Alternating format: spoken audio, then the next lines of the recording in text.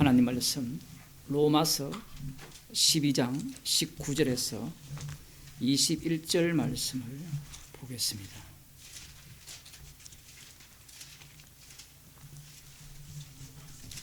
신약성경 257쪽입니다. 제가 읽어드리겠습니다. 내 사랑하는 자들아, 너희가 친히 원수를 갚지 말고 진노하심에 맡기라. 기록되었으되 원수 갚는 것이 내게 있으니 내가 갚으리라고 주께서 말씀하시니라. 내 원수가 줄이거든 먹이고 목마르거든 마시우라. 그리함으로 네가 숯불을 그 머리에 쌓아 놓으리라. 악에게 지지 말고 선으로 악을 이기라. 아멘. 사도 바울이 내 사랑하는 자들아 이렇게 호칭을 합니다. 부르죠. 말씀을 듣는 상대는 예수 그리스도의 이름을 위하여 부르심을 받은 자예요. 로마서에 의하면 은혜로 택하심을 입은 자로서 남은 자들입니다. 그러니 남은 자들이 아닌 사람들에게는 오늘 이 본문 말씀이 해당 사항이 없다라는 겁니다. 말씀이라는 것은 원래 자기 백성에게만 주시는 말씀이죠. 율법 같은 경우에도 유월절 어린 양의 피로 구속받은 하나님의 장자에게 주시는 말씀입니다. 그러니 이 말씀은 은혜로 택하심을 따라 남은 자가 아닌 자들을 피해가는 말씀이에요. 그 암 치료할 때 표적 치료라는 게 있잖아요. 뭐 이전까지는 표적 치료가 안 되니까 사람에게 유리한 것들을 사람에게 이렇게 해롭지 않는 것들조차도 파괴하는 그런 것을 했지만 이 복음이라는 것은 우리의 눈에는 명확하게 알곡과 가라지를 가려내지 않는 것 같지만 복음의 위력은 철저하게 갈라냅니다. 문제는 무엇이냐 하면 이 성질급한 우리들이 본인이 골라 잡으려고 해요. 이놈은 돼지고 저 사람은 알곡이고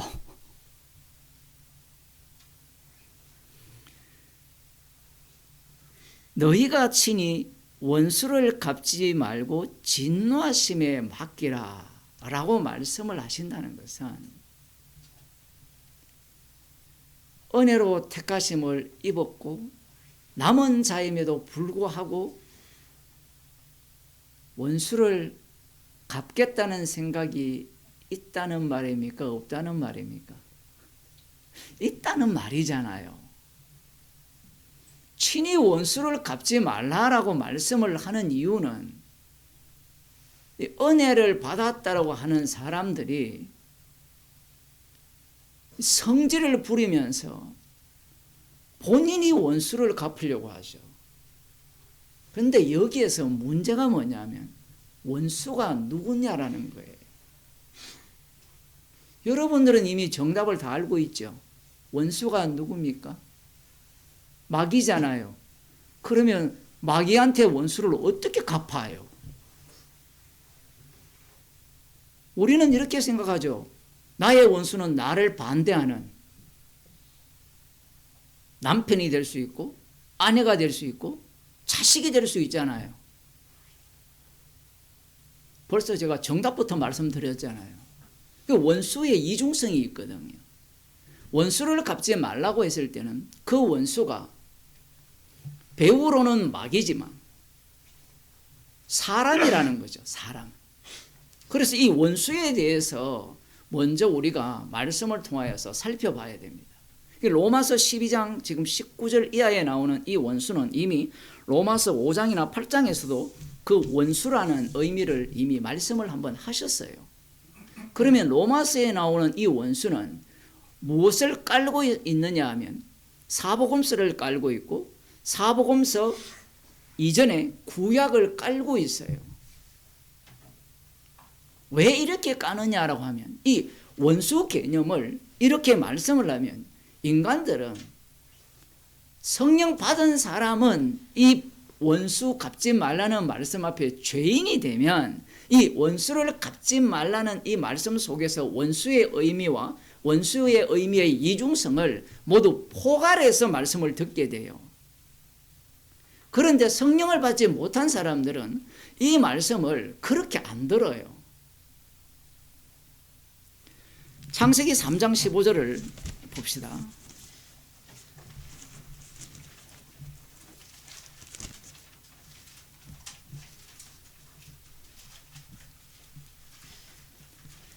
원수 관계가 언제 처음 등장을 하느냐라고 할 때는 뱀의 유혹을 받아 선악과를 먹은 이후에 원수 관계가 형성이 되는데 하나님께서 뱀에게 이렇게 말씀하십니다.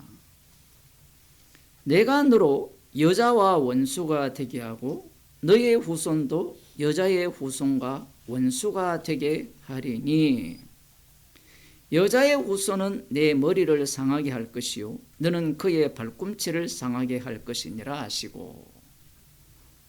유명한 하나님의 약속이죠. 이 말씀을 모르는 사람이 없습니다. 자, 여기에서 여자는 누구고 뱀은 누구며 여자의 후손은 누구며 뱀의 후손은 누구냐라는 거예요. 이 말씀이 굉장히 어렵습니다. 우리는 곧장 나는 누구의 후손입니까? 이래 가거든요. 물론 가도 돼요. 나는 여자의 후손입니까? 뱀의 후손입니까?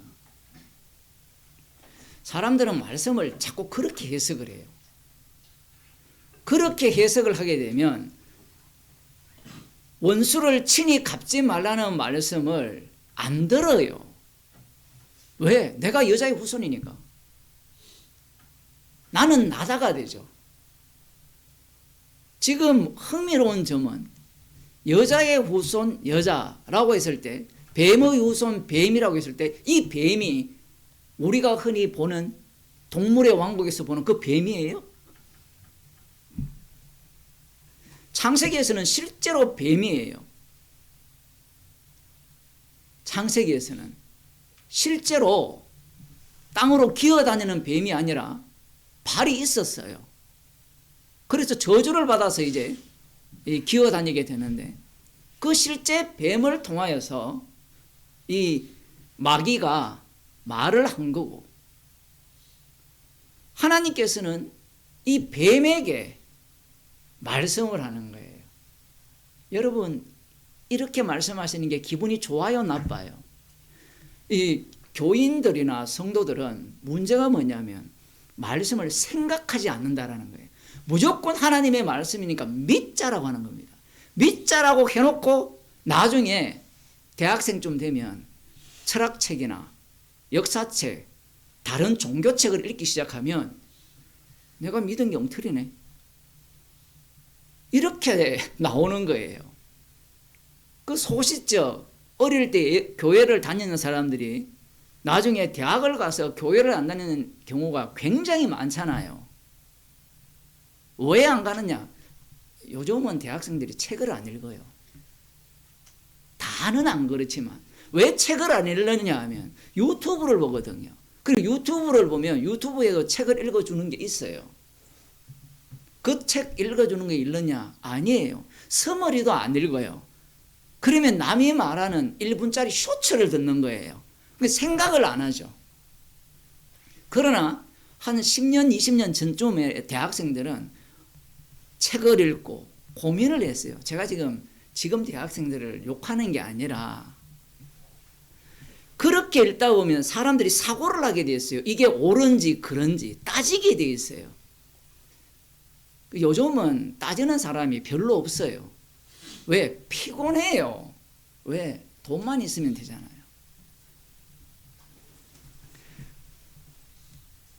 그 당시에 사람들이 책을 읽고 성경과 비교를 해보니까 종교의 세계에 있어서 창세기 같은 이야기가 전 세계적으로 한두 개가 아닌 거예요. 뱀에 대한 이야기, 용에 대한 이 신화, 이런 것들이 수도 없습니다. 그러니 성경 말씀에 대해서 무조건 믿는 사람들은 어떤 식으로 갈라지느냐 하면, 한쪽은 맹종하는 자들이 있죠. 무조건 믿습니다. 무조건. 이런 사람들이 제가 보기에 대부분이 저 광화문이나 여의도 가는 사람들이에요. 그리고 그 반대로 고민을 하고 책을 읽고 철학책도 좀 읽어보고 사고의 폭을 넓힌 사람들은 어디로 가느냐 하면, 이거 다 지어낸 이야기야. 그냥 종교일 뿐이야. 많은 신화 중에 하나일 뿐이야. 이렇게 가는 거예요.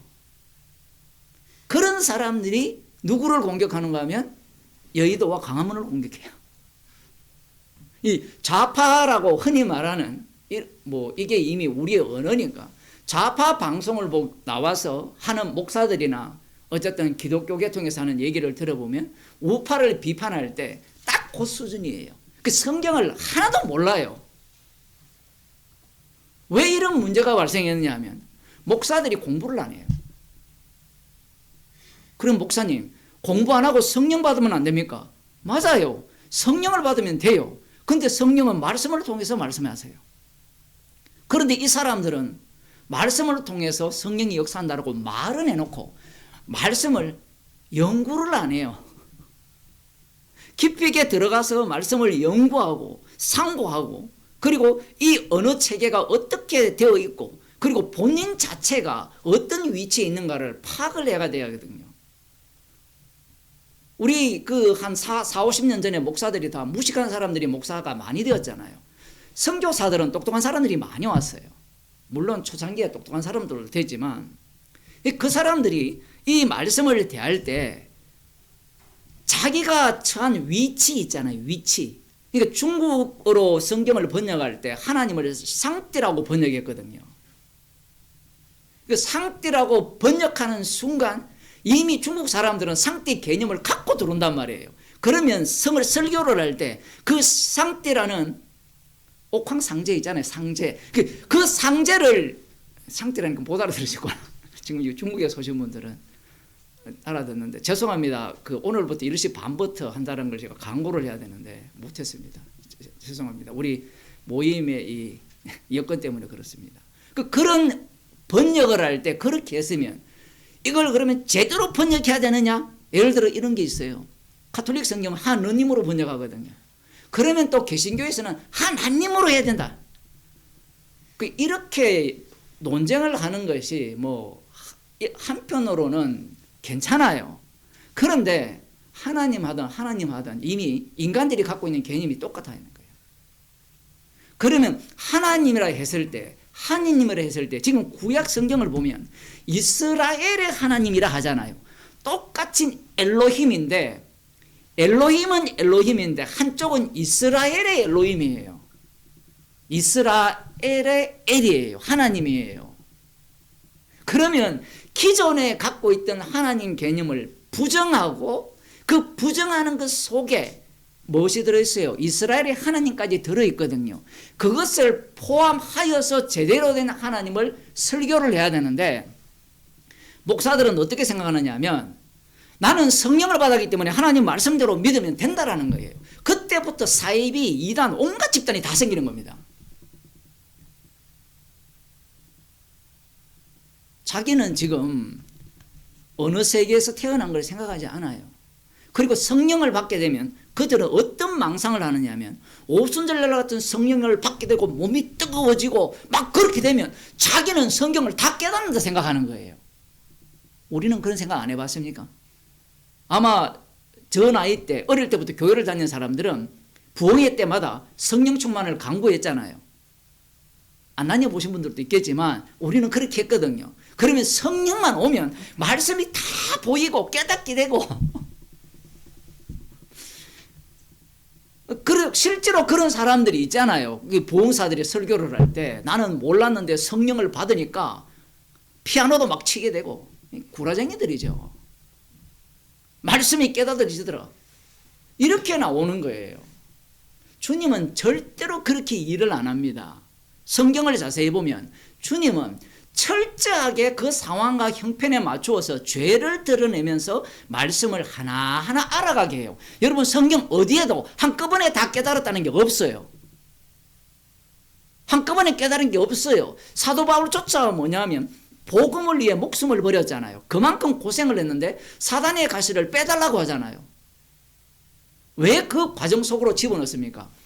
주님은 죄인을 통해서 복음을 전하기 때문에 그렇습니다. 지금 창세기 3장 15절에 대한 것도 기분이 나빠야 돼요. 왜? 지금 누구와 대화를 합니까? 하나님이. 사람은 빠져버립니다. 남자 여자 빼놓고 뱀에게 이야기하는 거예요. 뱀에게. 그러면 여자와 여자의 후손은 어떻게 드러나느냐 하면 뱀에 의해서 여자와 여자의 후손이 드러나게 돼 있어요. 맞잖아요 지금. 내가 너로 뱀이 우선이에요. 너로 여자와 원수가 되게 한다는 거예요. 너로. 뱀이 주도권을 행사하는 겁니다. 뱀에 의해서 여자와 여자의 후손이 드러나요. 그런데 선악과를 먹었잖아요. 이미 아담과 여자가. 이 말씀을 알았잖아요. 알면 어떻게 해석하겠습니까? 여자는 여자다. 하와가 그렇게 생각할 거 아니에요. 아담도 그렇게 생각한 겁니다. 그래서 여자를 하와라 하죠. 산자의 의미로. 그렇게 이름을 바꾼 이유가 뭐냐면 이 말씀을 해석하거든요. 해석을 할 때 여자는 여자다. 여러분 여성분들 계시잖아요. 여자가 여자지. 그러면 여자가 남자냐? 우리가 지금 복음을 안다라고 하지만 수준이 이 아담이나 이 하와 수준에 머물러 있을 가능성이 되게 높아요.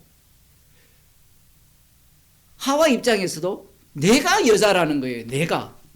내가 여자면 여자와 뱀이 원수니까 이놈의 뱀 나의 원수야. 당연히 그렇게 생각하죠. 아담도 그렇게 생각할 거고.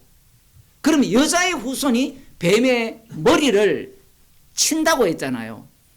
그러면 자기는 여자잖아요. 그럼 여자의 후손은 단수거든요. 남성 단수로 되어 있어요. 그러면 여자의 후손이 뱀의 머리를 칠 거니까 나와 나의 자녀가 뱀의 원수라고 이들은 규정을 하는 겁니다. 아담과 여자가. 그래서 아들을 낳았을 때 가인이라고 하죠. 가인의 뜻은 굉장히 좋아요. 그 의미가. 예? 여러분 소설책에는 가인을 나쁘게 하는데 그 가인을 주인공으로 삼는 사람들이 있잖아요. 그 가인의 뜻은 굉장히 훌륭한 뜻이에요. 내가 여호와로 말미암아 덕랑케 되었다라는 겁니다. 그러면 이 아들은 내 겁니까 아닙니까? 아니라는 거예요. 그 정도의 믿음을 갖고 있는 게 가인이라는 뜻입니다. 그러면 여자 입장에서는 이제 나와 이 나의 후손인 가인이 뱀과 원수가 되어서 서로가 치고받고 종국적으로는 이 여자의 후손 내 아들이 뱀을 칠 것이라고 생각을 한 거예요. 그런데 하나님께서 딜레이를 시켰습니다. 딜레이를 시키면 이 연기를 시키면 인간 속에서는 온갖 해석이 다 나오기 시작해요. 그러면서 아들을 하나 더 주셨어요. 더 주니까 이제 분노입니다. 분노. 여러분 아벨 이름이 좋은 걸로 생각했죠. 아벨 이름 하나도 안 좋아해요. 허무하다는 뜻이에요. 허무하다. 왜 허무하냐? 여자의 후손이 뱀의 머리를 쳐야 되는데 단수가 돼야 되는데 복수가 되니까 혼란이 올 거 아닙니까? 아담과 여자의 모습을 보게 되면 말씀을 철석같이 믿었다라는 걸 볼 수 있어요. 원래 철석같이 믿다가 안 되면 분노 게이지가 올라가잖아요. 아마 우리 사람들 관계에서도 그렇잖아요. 믿었는데 배신하면 이 원수 관계는 이루 말할 수 없는 관계로 이렇게 바뀌게 되어 있어요. 자, 그런데 이런 식으로 이제 아벨이란 이름을 함으로 말미암아 우리는 우리의 입장에서 누가 하나님의 원수로 지금 만들어지게 됐습니까? 하나님 원수로 하지 말고 누가 뱀이고 누가 여자고 여자의 후손이 누굽니까? 안 드러났죠. 아직 안 드러났어요. 그런데 누가 뱀의 편에 있어요 지금? 아담과 여자가 뱀의 편에 있는 거예요. 하나님이 얼마나 이 선악과를 먹은 자들의 죄를 치밀하게 치고 들어오는지를 보셔야 돼요. 그 다음을 보게 되면 하나님께서 이 가인과 아벨이 각자, 가인은 농사하는 자였고 아벨은 목축하는 자였기 때문에 기름과 그 제사를 드렸고 이쪽은 농산물로 제사를 드리는데 하나님이 가인과 그 제물은 안 받고 아벨과 그 제물은 받았어요. 아벨과 그 제물은 받았어요. 그러면 뱀의 머리를 칠 여자의 후손이라면 둘 중에 누가 살아남아야 되죠? 이렇게 방금 질문을 했는데 살아난 자가 여자의 후손일 거 아니에요. 논리에 의하면. 그렇지 않습니까? 그런데 가인이 아벨을 죽여버립니다. 이 충격적인 상황이에요. 가인이 누가 보더라도 하나님의 말씀에 불순종했죠. 그죠? 불순종한 것은 누구의 모습을 닮았습니까? 선악과를 따먹은 자의 모습을 닮았죠. 그러면 뱀에게 귀속된 거잖아요, 가인이.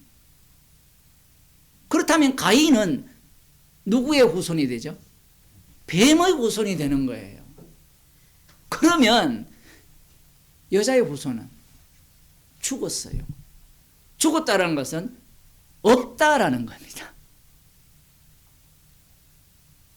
지금 창세기 3장 15절에서 제가 창세기 4장으로 넘어갔잖아요.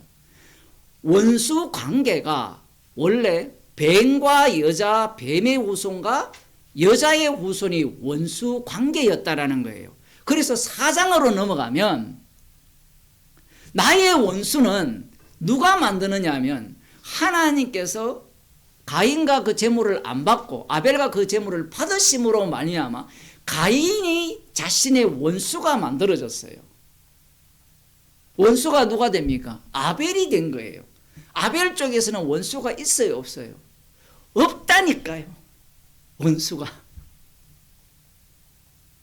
죽임을 당하니까 가인이 원수로 여겨서 아벨을 죽이니까 그 아벨 쪽의 원수가 가인으로 드러나게 되는 겁니다.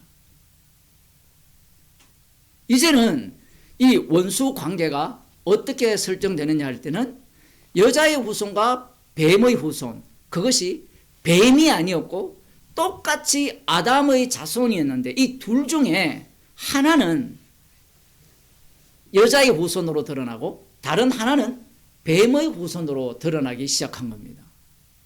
자, 그런데 문제가 무엇이냐 하면 여자의 후손과 뱀의 후손이 이 싸움의 현장에서 지속이 되느냐 할 때는 안 돼요, 이것이. 노아 홍수 심판으로 가면 모두가 다 누구의 후손이 돼요? 어려서부터 그 마음의 생각이 악하다라고 했잖아요. 아무도 없습니다. 모두가 다 뱀의 후손이에요. 뱀의 후손인데 누가 여자의 후손으로 등장하느냐 하면 여자의 후손의 기능을 보여줄 노아가 은혜를 입음으로 말미암아 노아는 무슨 요소를 다 담게 되느냐 하면 뱀의 후손과 여자의 후손 요소를 다 담은 자가 돼요. 그래서 나온 것이 함과 함의 자손과 그 다음 셈의 자손의 싸움이죠. 축복과 저주가 거기에서 나오게 된 겁니다. 이런 과정들이 진행이 되면서 이제 출애굽기로 넘어가게 되면 원수가 누군지 이제 국가적으로 나타나게 되어 있어요. 국가적으로. 그것이 바로 유월절 어린 양의 피로 만드신 하나님의 장자를 대적하는 자들이 하나님의 원수가 됩니다. 출애굽기 15장 6절을 보겠습니다.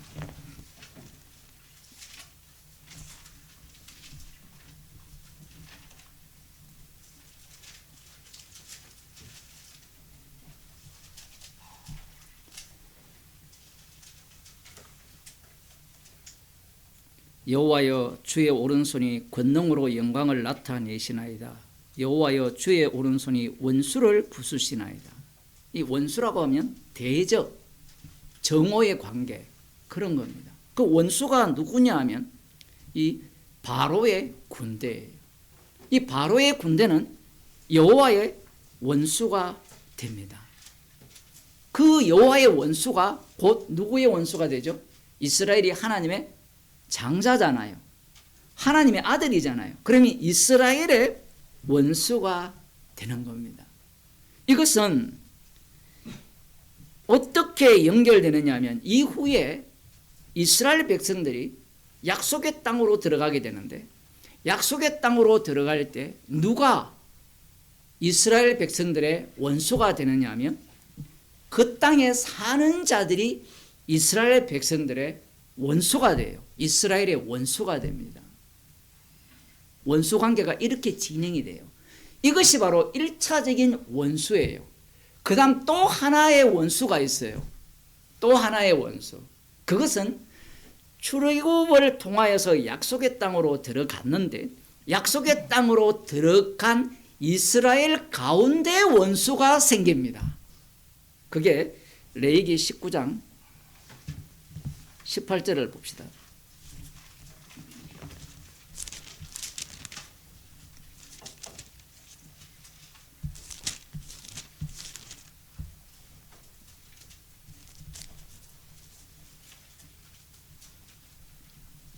(17절로부터) 보면 너는 내 형제를 마음으로 미워하지 말며 이웃을 인하여 죄를 당치 않도록 그를 반드시 책선하라.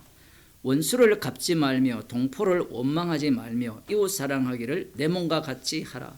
나는 여호와니라. 여기에 보면 형제들 가운데 원수가 발생해요. 그러면 이 원수들은 어떤 자들입니까? 율법 위반자가 되겠죠. 그러죠.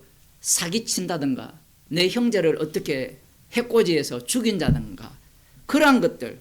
그래서 원수를 갚지 말라라고 할 때 여기에서 원수는 이스라엘 내부에 있는 율법 위반자들이 원수가 돼요. 이제 원수의 종류가 둘이라고 했죠. 이스라엘의 대적이 원수고 이스라엘 안에서 율법 위반자를 통한 그 원수 발생이죠. 그런데 이스라엘의 대적에 대한 원수는 진멸이거든요. 그런데 이스라엘 내부에서의 원수는 어떻게 합니까? 갚지 말라라고 하죠.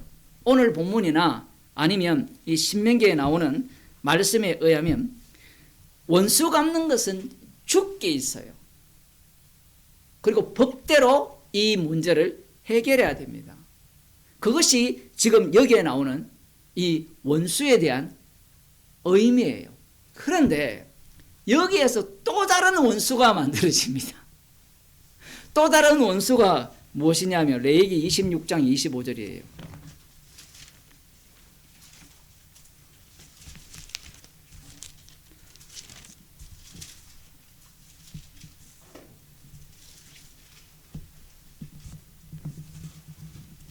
(23절부터) 보면 이런 일을 당하여도 그 이스라엘 백성들이 하나님의 언약을 배반했을 때 하나님께서 진노를 내립니다. 진노를 내려도 이들은 돌아오지 않아요. 돌아오지 않으니까 이런 일을 당하여도 너희가 내게로 돌아오지 아니하고 나를 대항할진대 나 곧 나도 너희에게 대항하여 너희 죄를 인하여 너희를 7배나 더 칠지라. 내가 칼을 너희에게로 가져다가 너희의 배약한 원수를 갚을 것이며. 언약 배반한 이스라엘이 하나님의 원수가 돼요. 언약 배반한 이스라엘이 하나님의 원수가 돼요. 그러면 원수가 몇 종류예요? 이방 나라가 원수고, 그죠? 이방 나라가 이스라엘의 원수고, 이스라엘 안에 율법 위반자가 원수로 드러나고, 그리고 언약 배반한 이스라엘이 하나님의 원수가 돼요. 이 개념을 어떻게 정리할 겁니까? 사실 정리는 되는데 이걸 정리한다고 해서 구원은 못 받거든요. 이 내용들이 있는 이유가 뭐냐면 죄의 깊이를 드러내는 방식이에요. 우리는 당연히 이렇게 생각하잖아요. 이스라엘의 대적, 하나님의 대적이 바로 왕이니까 바로는 누구예요? 당연히 뱀의 후손이라고 확정을 하겠죠. 그러면 이스라엘은 누굽니까? 여자의 후손이라고 확정할 거 아닙니까? 확정했는데 내부에서 율법 위반자가 원수가 발생함으로 말미암아 그 원수는 또 뭐가 돼요? 뱀의 후손이 되는데 근데 그 원수를 갚지 말라고 사랑하라고 해요. 이런 상황에서 언약을 배반한 그들이 자기 자신들은 여자의 후손이라고 확신을 하고 있는데 언약을 배반한 이스라엘이 하나님의 장자가 하나님의 원수가 되어버려요. 그러면 이스라엘이 뭐가 되죠? 여자의 후손이었다가 뱀의 후손이었다가 그러면 오늘날 똑똑한 사람들은 이 말씀을 보면서 어디에 장단을 맞추겠어요? 골라 잡는 거예요. 골라 잡는 거. 뽑기 하는 거 있잖아요. 뽑기. 인형 뽑기 할 때 내가 좋아하는 걸 뽑듯이 뽑는 그런 방식으로 성경을 해석하는 거예요. 성경 해석은 못합니다. 왜? 성경 말씀은 예수 그리스도에 증거하기 때문에 예수 그리스도를 증거하기 때문에 해석이 안 돼요.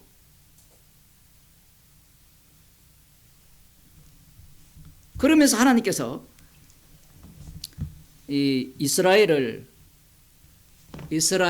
요구하는 왕을 주는데 이제 사무엘상 12장 10절을 보겠습니다.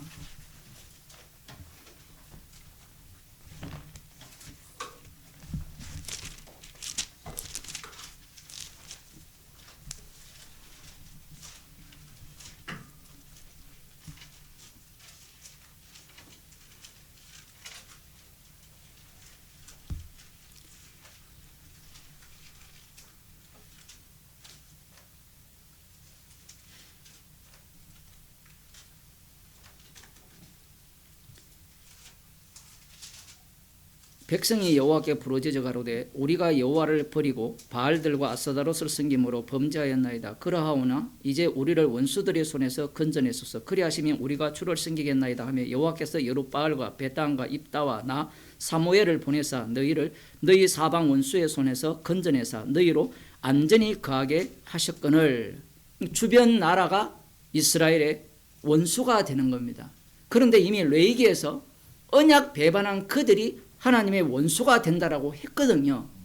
자, 지금 이 상황에서 주변 나라가 원수가 되는데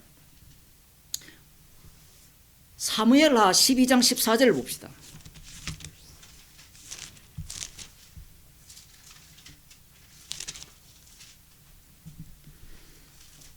다윗이 우리아의 아내를 범한 이후에 바세바가 임신을 했잖아요.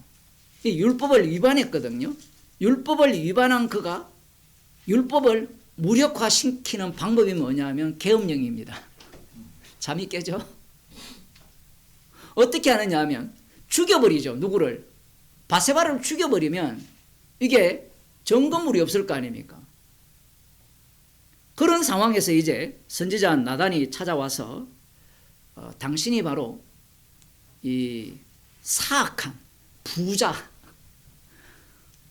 양이 엄청 많으면서 가난한 자의 딸같이 여기는 그 양을 뺏어서 나그네를 대접하는 그러한 악한 자입니다라고 할 때 이제 그 다윗이 자기의 죄를 회개하는데 그 12장 14절을 보면 이 일로 인하여 여호와의 원수로 크게 회방을 거리를 얻게 하셨으니 당신이 낳은 아이가 정령 죽으리이다. 여기에 보면 여호와의 원수가 나옵니다. 그럼 여호와의 원수는 누구냐라고 우리가 이야기를 할 때 뭐 마귀일 수 있죠. 마귀일 수 있고 또 한쪽은 이방 나라일 수도 있는데 지금 여기에서 다윗이 율법을 위반했거든요. 왕으로서.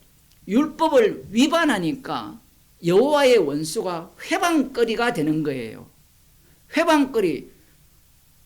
아니 율법을 위반했으면 왕자리에서 내려오게 해야 되지. 왕권을 안 뺐습니다. 안 뺐으니까 이제 여호와의 원수가 시비를 거는 거죠. 그런데 하나님께서는 네 아이가 죽을 거라고 말씀합니다.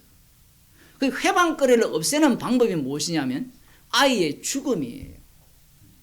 아이의 죽음. 이것이 회방거리를 없애는 방법이에요. 이렇게 되어지면 어떤 사태가 발생하느냐라고 하면 어떤 사태가 발생할까요? 누가 누구를 해방할까요? 이전에 우리가 먼저 생각해야 되는 것이 다윗 왕이 사울 왕으로부터 엄청난 핍박과 공격을 받았거든요. 사무엘하 22장 1절에 보면 이런 말씀이 나옵니다.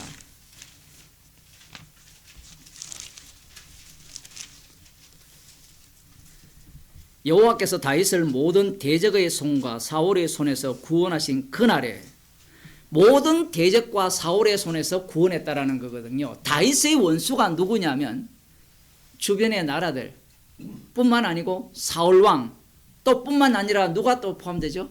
다윗의 아들들. 그들이 모두가 다 다윗의 대적이 돼요. 그리고 여호와의 원수를 이야기를 할 때 다윗의 원수가 여호와의 원수가 돼요. 다윗의 원수가 여호와의 원수가 되는 겁니다. 그런 상황에서 지금 이 원수가 여호와의 원수가 회방을 한다고 했을 때 회방 기준이 무엇이냐라고 하는 겁니다. 회방 기준이 처음에는 율법이었죠. 우리아의 아내를 범했기 때문에 율법대로 행하지 않는 왕이 왕일 수 없다라는 겁니다. 그 수준이 누구 왕이죠? 사울 왕이잖아요. 그러면 사울 왕을 피했다면 다윗 왕도 패해야 되지 않느냐라는 거예요. 그 시비가 왔을 때 아들을 죽여버립니다. 죽여서 이제 다윗 언약 세계 속으로 다윗을 세웠을 때 이제 이 대적들은 뭘 갖고 계속 시비를 걸까요?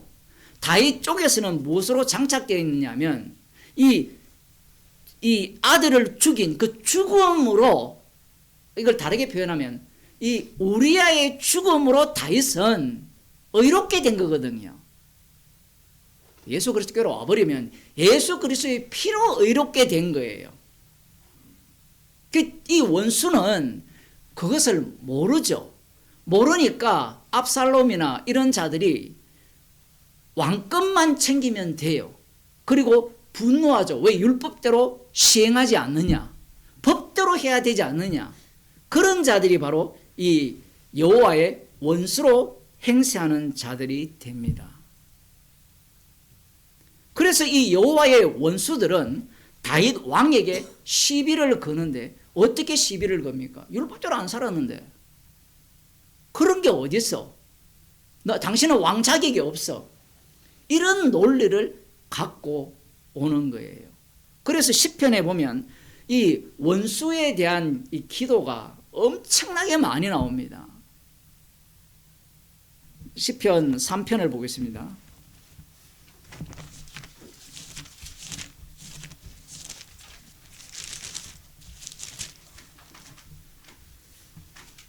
다윗이 그 아들 압살롬을 피할 때에 지은 시 여호와여 나의 대적이 어찌 그리 많은지요. 일어나 나를 치는 자가 많소이다. 많은 사람이 있어 나를 가리켜 말하기를 저는 하나님께 도움을 얻지 못한다 하나이다. 그 대적들이 다윗을 향해서 이렇게 공격을 하는 거예요. 그러면 다윗이 쫓겨갈 때 쫓겨가는 그 원인을 하나님께 도움을 얻지 못해서 쫓겨간다는 거예요. 그러면 왜 도움을 못 얻습니까? 우리의 아내를 범한 그것도 시비를 걸고 있고 왜 이 자신의 여동생 다말의 이 문제에 대해서 법대로 처결하지 않느냐라는 거죠. 여러분 법대로 처결하는 게 하나님이 세우신 왕답잖아요. 그런데 그런 처결을 안 하는 겁니다. 안 하니까 너 모양이 지금 쫓겨다니는 모양이고, 그리고 많은 사람들이 누구 편을 들겠어요?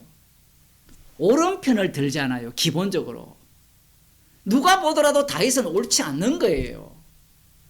우리들이야 다윗 왕이 뭐 성군이라 이렇게 부를지 모르지만 실제로 그 세계 속으로 들어가면 다윗 왕 편을 들 사람은 거의 없을 건데요. 그래서 지금 여기에서 다윗을 대적하는 자들이 다윗의 원수가 되고, 다윗의 원수가 곧 이제 여호와 하나님의 원수가 되는 겁니다. 이 과정을 지금 넣는 거예요. 그러면 우리는 이 시편을 보면서 다윗이 원수를 갚아달라고 기도하잖아요. 그러면 우리도 시편을 묵상할 때 주여 우리의 원수를 갚아달라고 기도하면 될까요, 안 될까요? 그렇게 기도한 자들이 누군가 하면 바리새인과 서기관입니다. 그러니까 시편을 묵상한다는 것은 죽어야 된다는 이야기예요. 왜냐하면 시편의 완성이 예수님이기 때문에. 그런데 많은 사람들이 큐티라는 명목으로 기도하고 성경 읽으면서 이런 대목이 나오면 내 원수가 주의 원수다 이래가요. 자기가 주의 원수인데. 그러한 말씀들이 이 시편에 기록되어 있는 겁니다.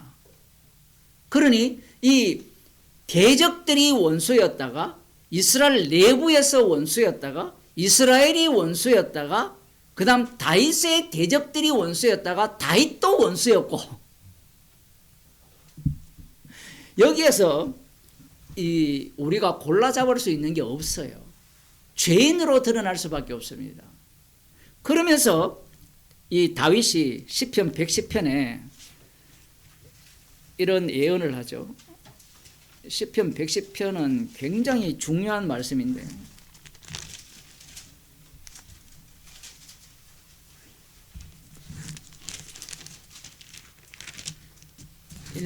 일 절 보면 여호와께서 내 주에게 말씀하시기를 내가 네 원수로 네 발등상 되게 하기까지는 너는 내 우편에 앉으라 하셨도다. 우리는 곧장 예수님께로 이동하면 돼요. 예수님께로 이동하면 됩니다.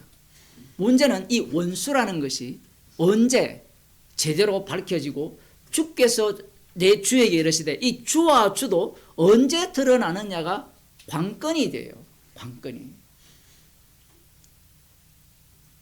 이 말씀을 유대인들이 모르는 게 아닙니다. 알고 있지만 감추어졌기 때문에 드러난 이후에야 쉽죠. 그죠? 예수님이 주님이고 그 예수님의 아버지가 주잖아요. 그러면 그 아버지 주께서 예수님이 주 대신 예수님께 이르시되 예수님의 원수가 발등생 되게 하기까지 예수님 너는 내 우편에 앉아 있으라. 우편의 자리는 시다 자리가 아니고 주의 자리예요. 심판주의 자리에 앉아 있으라는 이 말씀을 지금 시편 110편에서 말씀하고 있는 겁니다. 자, 이러한 내용들과 동시에 이 선지서나 이런 예언서들을 보게 되면 이제 앞서 말씀드린 바와 같이 이스라엘이 언약을 배반해서 하나님의 원수가 되어서 심판을 당한 이후에 하나님께서는 심판당한 그들을 구원할 때 누구를 또 하나님의 원수로 봅니까? 이스라엘을 심판한 그들을 하나님의 원수로 보는 거예요. 그래서 하나님께서 메시아를 보내실 때는 이스라엘의 원수를 치시고 이스라엘을 구원하시는 방식으로 메시아가 올 것이라고 생각을 하는 겁니다. 이렇게 통합이 돼요. 예수님 당시가 되면. 세례요한이 기다린 하나님 나라, 회개하라 천국이 가까이 왔다라고 했을 때 그 천국은 철저하게 회개한 자와 열매 맺는 자들이 들어가는 천국이고 그렇지 않는 자들을 심판하는 천국입니다. 제자들도 마찬가지예요. 제자들은 예수님을 따르는 자신들은 하나님의 원수가 아니고 하나님 편이고 그리고 예수님을 따르지 않는 자들은 하나님의 원수가 되어서 심판을 받아야 된다라고 생각을 하는 거예요. 이러한 구약 배경을 일단 깔고 마태복음 5장 43절을 보겠습니다.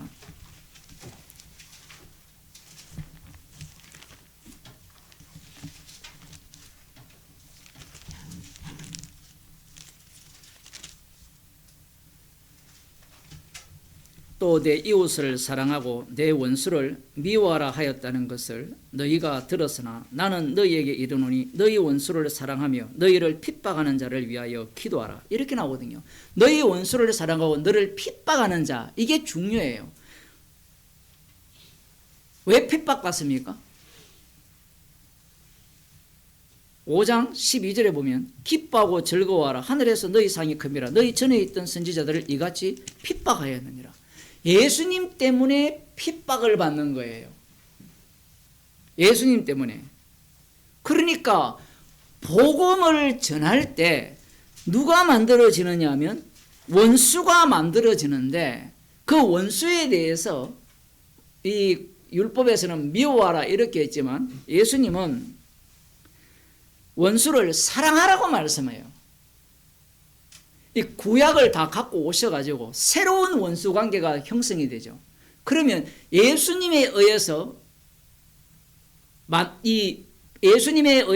만들어지는 자기 백성, 그 피로 만들어진 백성에 의해서 복음이 전파되면, 복음이 전파되는 그 자리에 원수가 생성이 되고, 그 원수에 대해서 너희들은 미워하지 말고 사랑하라는 겁니다.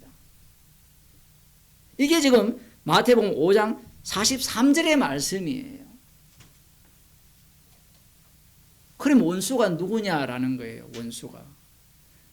근본적으로는 예수님이 십자가에 못 박혀 죽으셨을 때는 로마서 5장에 나오거든요.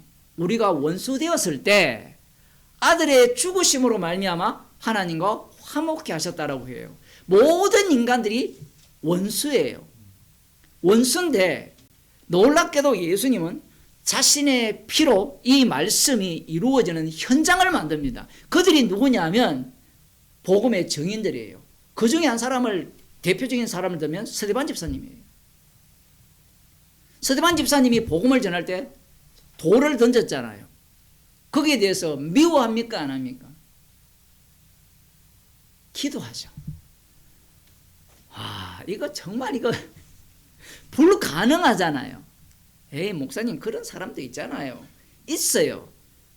이게 왜 중요하냐면 주님이 하시는 일을 악마도 똑같이 할 수 있다는 걸 알아야 돼요. 동시에 주님이 이 성령을 통해서 하시는 일은 주님이 홀로 하시는 것, 주님만이 하실 수 있다는 것도 알아야 돼요. 그러니까 악마가 흉내내면 흉내낸 그 자는 자기 영광을 취하게 되고, 주님이 홀로 일하셔서 직접 이 말씀을 이루는 현장이 되면 십자가를 자랑하게 됩니다. 그런데 중요한 것은 스데반은 십자가를 자랑했는지 자기 자랑했는지 모르잖아요. 죽어버렸으니까. 그 다음 해석자들에 의해서 이제 그 실체가 드러나요. 한쪽은 스데반 집사님을 영시하겠죠. 그죠?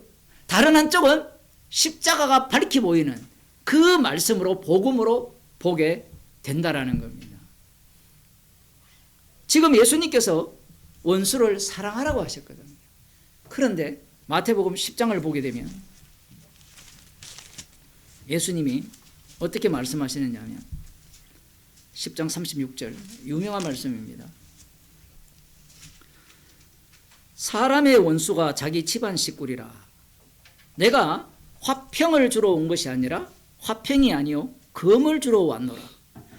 원수 관계를 만들시기 위해서 오셨다라는 거예요. 지금 이렇게 되면 너희들이 지금까지 갖고 있던 원수는 원수가 아니다? 아니라는 이야기예요. 개별적으로 갖고 있던 원수 개념은 원수가 아니라는 겁니다.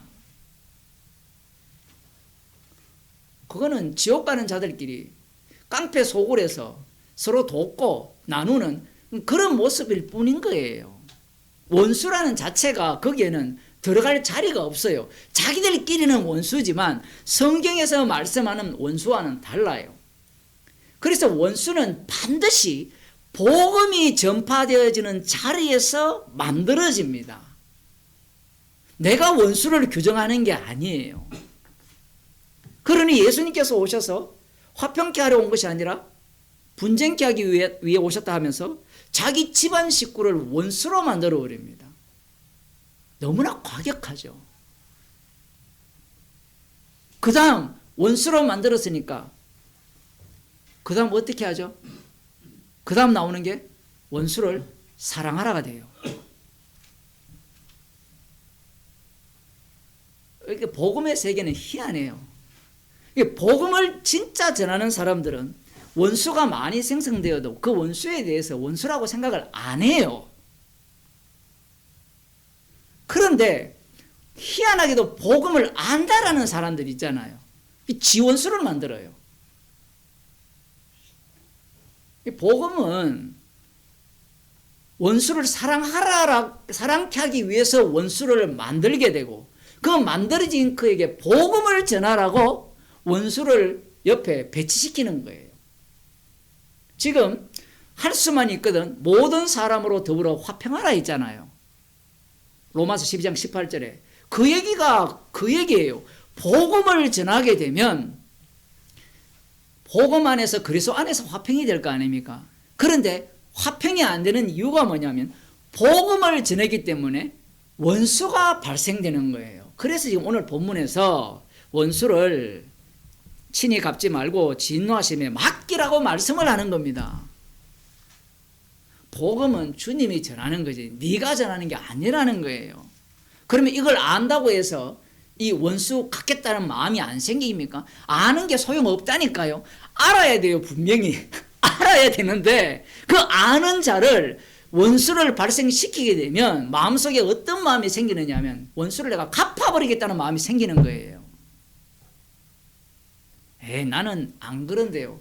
여러분 제발 말씀이라는 것은 항상 코너를 몬다라고 생각해요. 코너. 나는 돈을 사랑하지 않는데요. 그런 사람이 있거든요. 왜? 지금 먹고 살만하거든요. 제가 한국 와서 느끼는 게 뭐냐면 아프면 안 돼요. 가난한 사람들은. 아프면 이게 돈이 추가로 들어가잖아요. 그러면 생활할 돈이 없잖아요. 사람들이 그래요. 돈을 사랑하지 않는다 그러는데 그 환경, 이스라엘 백성들이 그 물 하나 못 참냐. 그거 갖고 하나님을 원망하느냐. 여러분들도 물 없는 광야라면 인도 한번 받아보세요. 지금 이 본문도 마찬가지예요. 웬만해서는 원수를 사랑해요. 사랑한다니까요. 그런데 이게 사람들이 꼭지가 도는 상황이 발생을 해요. 말씀은 그런 지점을 노려요. 왜 그러냐면 성도는 십자가의 정인이거든요. 십자가의 정인과 자기가 주가 되는 것은 달라요. 그래서 예수님께서 원수를 미워하지 말고 원수를 사랑하라고 하시면서 원수를 본인이 만들어버립니다. 이야, 이거 화나는 일이잖아요. 기분 나쁜 일이고. 그래야만 성도가 나 원수 사랑했어 이런 소리 하지 않고 십자가의 피를 전가는 정인이 되는 겁니다. 로마서 5장 10절을 보겠습니다.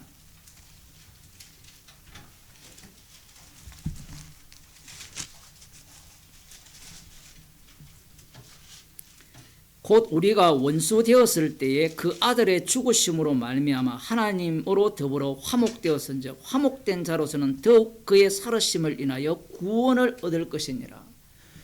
예수 그리스도로 말미암아 그의 죽으심으로 말미암아 우리가 원수 되었는데 우리가 화목되었고 그의 살으심으로 말미암아 우리도 그 안에서 즐거워한다 뭐 이런 표현을 하는데 지금 우리가 원수였다라는 거예요.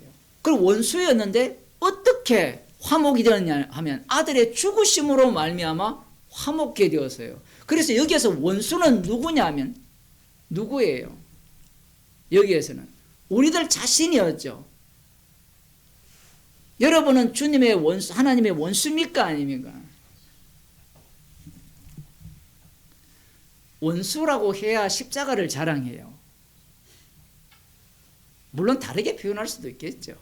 우리는 이미 화목히 되었으니까 나 원수 아니야. 그 원수 아니야 라고 말을 하더라도 십자가를 자랑해야 돼요. 여기에서 원수가 나오고 그 다음 로마서 8장을 보게 되면 8장 7절입니다.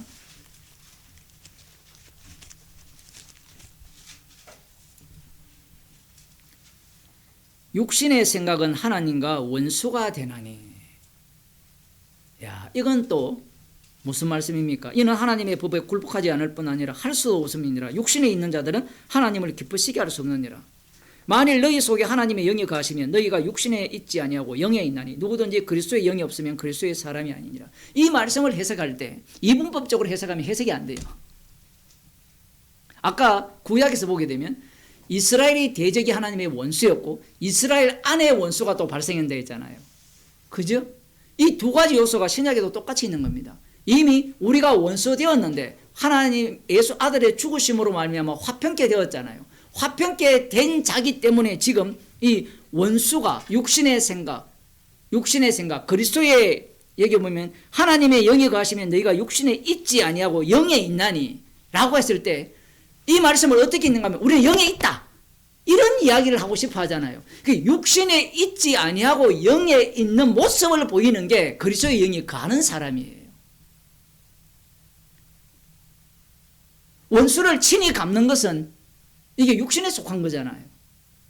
사도 바울이 자기가 로마서 7장에서 근본적인 문제를 해결할 수 있습니까? 없습니까? 공고한 자의 문제를 해결이 안 돼요. 자기가 못 이기잖아요. 못 이기는 그는 육신에 속한 거예요.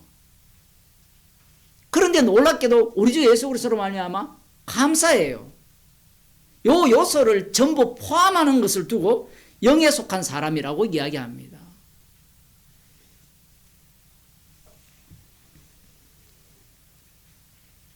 11장 28절을 보면 또 원수 이야기가 나오는데 복음으로 하면 이 이스라엘이 원수된 자라 이렇게 표현해요.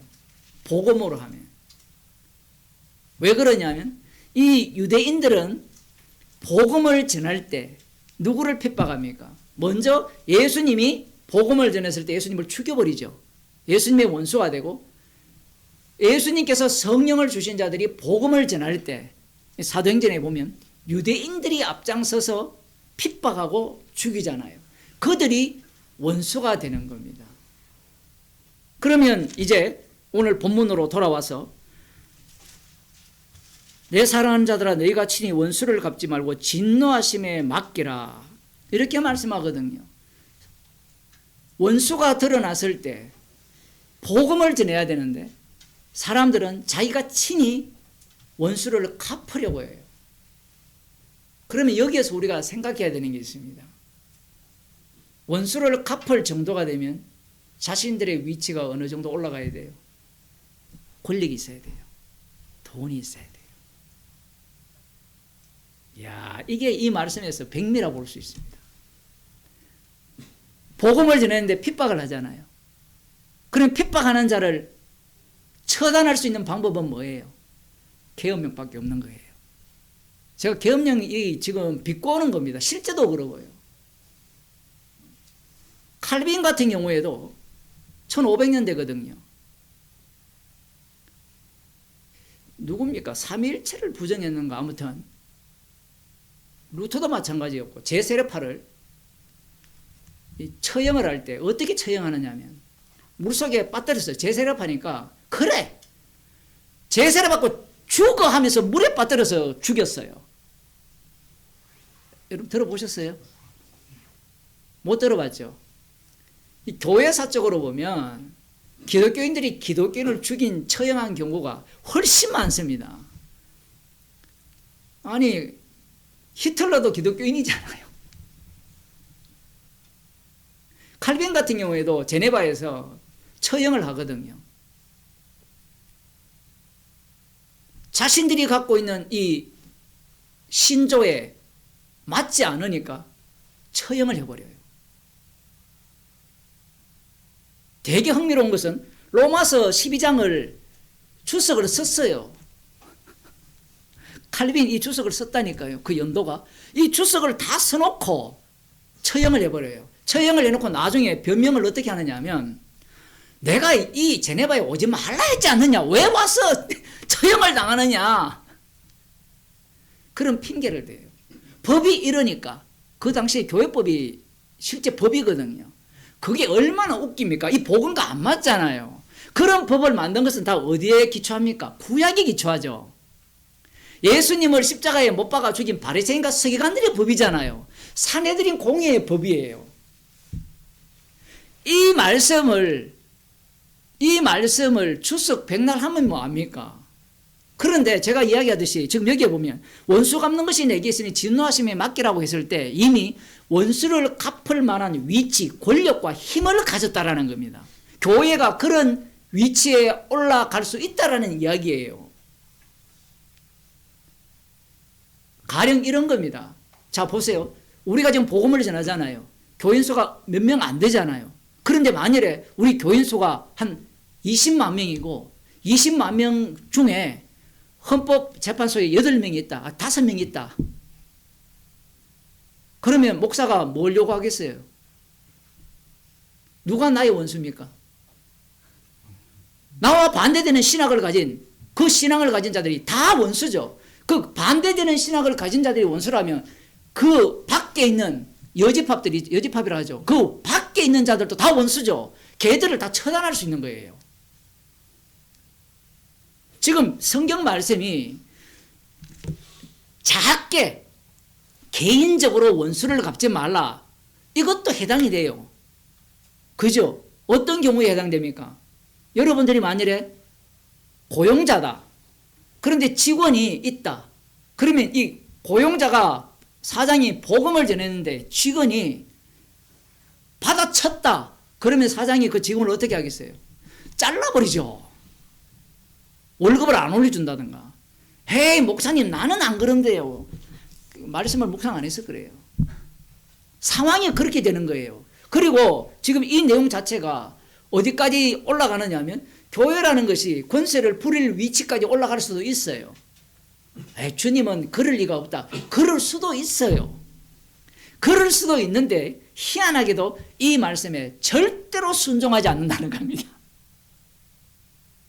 물론 어떤 사람은 이 말씀에 앞에 죄인이 되겠죠. 아까 칼빈 같은 경우에는 그런 비겁한 변명을 할 게 아니라 나는 죄인 중에 개수가 돼야 되는데 왜 그런 변명을 하느냐면 이런 말씀들을 법으로 보기 때문에 그래요. 법과 법이 만나니까 법은 정당하다 이래 가는 겁니다.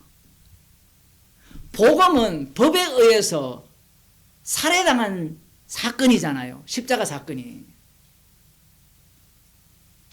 그래서 원수 갚는 것이 주님께 있다. 내가 갚으리라. 주께서 말씀하셨어요. 이게 신명기에 나오거든요. 신명기 32장 35절 보겠습니다.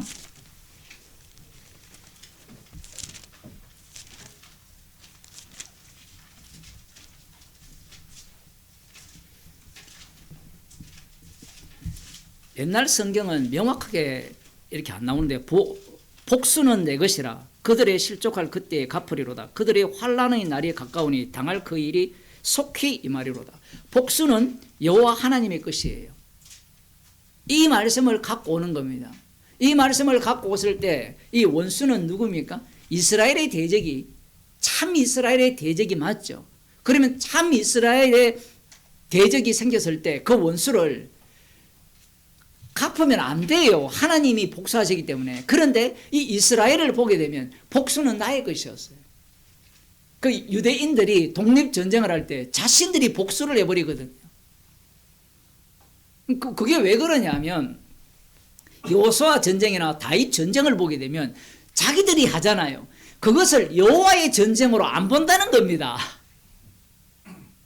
지금 제가 그 월화와 금에 여호수아 강해를 하잖아요. 이스라엘 백성들은 철저하게 그 전쟁을 자기의 전쟁으로 봐요. 그래야만 여호와의 전쟁의 의미가 드러나게 되어 있어요. 문제가 뭐냐면 지금 복수는 여호와의 것이라고 아무리 이야기해도 인간들은 복수는 여호와의 것이고 그 다음 뭐라고 얘기하죠? 여호와의 편은 나는 여호와의 편이다. 그러니까 나의 원수는 여호와의 원수고 내가 하는 복수는 여호와의 복수다. 이런 논리를 펴는 겁니다. 그러면 성령 받았다라고 하는 택하심을 입었다고 하는 자들은 그런 마음이 없느냐? 있기 때문에 이 말씀을 하는 거예요. 이 가장 큰 문제가 그런 거예요. 구약을 읽을 때 이런 말씀들 읽으면 복수는 여호와의 것인데 실제로 복수를 누가 합니까? 다윗이 하잖아요. 다윗이 복수를 하니까 그러면 이 복수는 내가 하는 것이 여호와께서 하시는 일이다라고 하면서 복수를 하는 거예요. 구약이 있다는 것은 모든 인간의 마음속에 이러한 마음이 자리 잡고 있다는 거예요.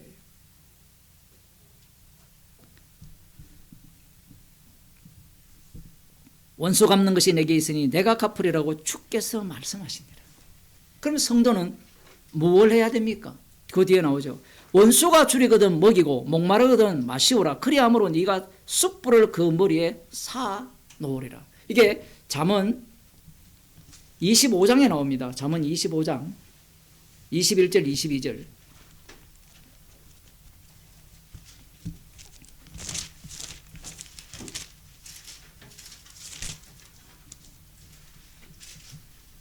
봅시다. 내 원수가 배고파하거든 식물을 먹이고 목말라하거든 물을 마시오라. 그리하는 것은 핀수스로 그의 머리에 놓는 것과 일반이요 여호와께서는 네게 상을 주시리라. 분명히 이것은 심판의 불입니다. 심판의 불. 어떤 사람들은 이 숯불을 그 머리에 사 놓는다라고 할 때 마치 회개할 기회를 준다라고 뭐 표현을 하기도 해요. 뭐 이게 사울 같은 경우를 보면 그런 경우겠죠. 숯불을 사놨잖아요. 숯불을 사놨는데 돌아왔잖아요. 그것도 포함할 수 있지만 지금 가장 핵심적인 말씀은 무엇이냐면 악에게 지지 말고 선으로 악을 이기라는 거거든요. 악에게 지는 방식이 뭐냐면 내가 친히 원수를 갚는 방식이에요. 성도는 선으로 악을 이기는 방법은 내가 죽는 방식이에요. 누가 원수에게 줄이면 먹이고 목마르면 마시우게 합니까? 누가? 못하죠. 그런데 마태복음 25장에 보면요. 하는 사람들이 있어요. 누가 합니까? 지옥 가는 자들. 지금 복음이 복잡해요. 로마서 12장 말씀만 봐버리면 그래 원수 갚는 것은 죽게 있으니 내가 마시우게 하고 이게 줄일 때 먹을 걸 주면 되지 라고 했는데 마태복음 25장에 세 번째 양과 염소의 비유 보니까 지옥 가는 자들이 누가 갑니까? 내가 죽게 했다고 하는 자들이 지옥을 가요. 그러니 이 말씀을 율법으로 보면 해석이 안 돼요. 율법적으로 보니까 칼빈 같은 그런 해석이 나오는 겁니다. 시대에서 상황이 한계에 있지 않습니까? 라고 하면 한계성은 인정할 수밖에 없어요. 그러면 후대의 사람들이 칼빈이 그렇게 이 복음에 대해서 위반자다, 악마적이다 라고 설명을 해야 되는데 칼빈주의자들은 변명하고 앉았다니까요. 왜 칼빈을 변명해요? 예수님도 아닌데. 우리가 모세를 변명할 필요 있습니까? 요소를 변명할 필요가 있어요. 그런데 그들에게는 칼빈이 예수님 자리에 가 있다니까요.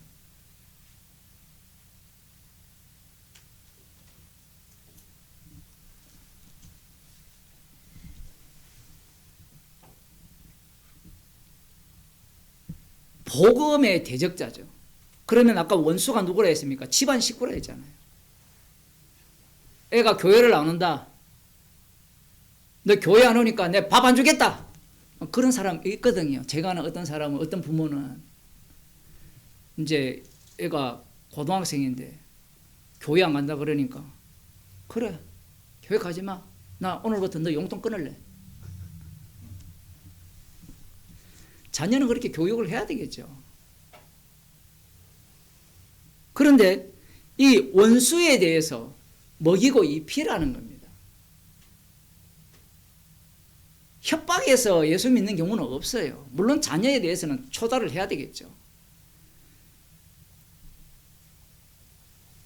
원수가 줄이거든 먹이고 목마르거든 마시오라. 그리함으로 네가 숯불을 그 머리에 쌓아놓으리라. 또 이렇게 이야기하니까 야, 이 숯불을 쌓아놓는 일을 우리가 한다라고 또 생각을 해요.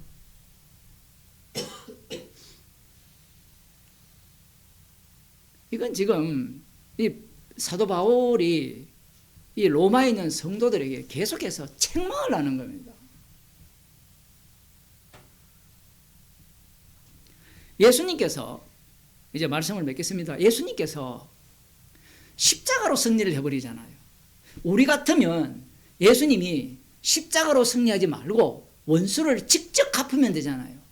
그런데 시편 110편에 내 원수로 내 발등상 되게 하기까지 내 우편에 앉아서라고 말씀하심으로 말미암아 예수님은 십자가로 승리를 했는데 승리한 모습을 이 땅에서 어떤 식으로 보이느냐 하면 원수 갚는 것은 죽게 있다는 것을 친히 보여줘요. 남은 자의 수가 구원 얻을 자의 수가 차기까지 기다려요. 만일에 주님이 인간들이 생각하는 선악과를 먹은 자의 방식을 취했다면 우린 다 지옥 가야 돼요. 복음 속으로 못 들어가요. 주님이 먼저 그런 본을 보이신 겁니다. 본을 보여주기 때문에 성도들에게 친히 원수를 갚지 말고 진노하심에 맡기라. 이 말씀을 하심으로 말미암아 우리를 십자가 앞에 죄인으로 드러나게 하시는 겁니다. 그러니까 악에게 지지 말고 선으로 악을 이기라고 하세요. 어떻게 이깁니까? 죄인 되면 돼요. 죄인 되면. 어떻게 죄인 됩니까? 어떻게 하더라도 죄인이 돼요. 성도는. 선으로 악을 이겼으니까 나 이제 선이야. 그런 논리가 아니라 사도 바울처럼 계속해서 복음만 나와야 돼요. 복음에는 승리자는 십자가 지신 예수 그리스도 뿐입니다.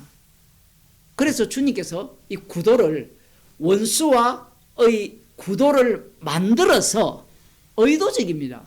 만들어서 우리를 어떤 위치로 돌려보냈냐면 십자가 앞에 죄인으로 돌려보내요. 우리의 그 육적인 요소들을 그대로 담고 있게 하셔서 그렇게 하시는 겁니다. 기도하겠습니다. 하나님 아버지, 원수가 마귀라고 하셨습니다. 마귀를 아비로 두고 있는 우리들을 십자가의 피로 주님의 자녀로 삼으셔서 그리스도의 영을 주셔서 십자가의 증인으로 삼아주심을 감사드립니다. 복음을 전하기에 주님의 원수가 계속해서 발생될 수밖에 없고 그러한 상황 속에서 우리를 십자가만 자랑할 수 있는 그러한 말씀 속으로 인도하심을 감사하는 주의 백성이 되게 하옵소서. 주 예수 그리스도의 은혜와 하나님 아버지의 크신 사랑과 성령의 교통하심이 선으로 악을 이기기를 소원하는 주의 백성에게 축원하옵나이다. 아멘.